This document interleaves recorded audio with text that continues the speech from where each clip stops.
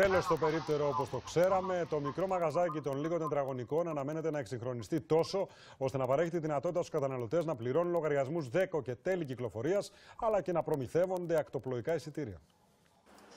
Πλέον δεν θα πηγαίνει κανείς στο περίπτερο μόνο για να αγοράσει τσιγάρα, εφημερίδες ή τσίχλες, αλλά και για να πληρώσει την εφορία ή για να βγάλει εισιτήρια για το θέατρο.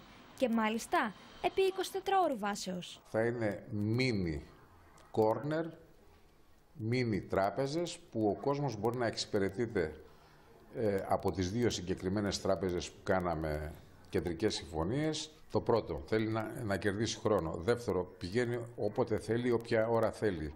Βράδυ, πρωί, Σαββατοκύριακα. Ίσως αυτό τους βελτιώσει λίγο την κερδοφορία και θα μπορέσει να ανακάμψει το μαζικό κλείσιμο των περιπτέρων.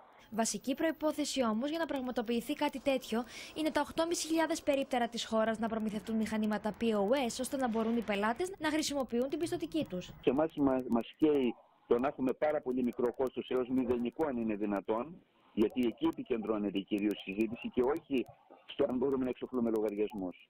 Προσαρμοζόμαστε πάντα στις ανάγκες της εποχής, λένε οι επιχειρηματίες, ενώ και από την πλευρά τους οι καταναλωτές χαρακτηρίζουν πολύ θετική αυτή την εξέλιξη. Πλέον το περίπτερο, εκτός από παροχή λογαριασμών, ΔΕΚΟ, εισιτηρίων, ακτοπλοϊκών, κτλ, αεροπορικών, έχει περάσει στο επόμενο στάδιο που θα είναι και αγορές με κάρτα, με πιστωτική, αγορές με χρεωστική κάρτα. Πιστεύω ότι θα βοηθούσε. Θα ήταν κάτι πάρα πολύ χρήσιμο. Μέχρι το τέλος του χρόνου αναμένεται να είναι έτοιμα τα πρώτα πολυperίπτερα.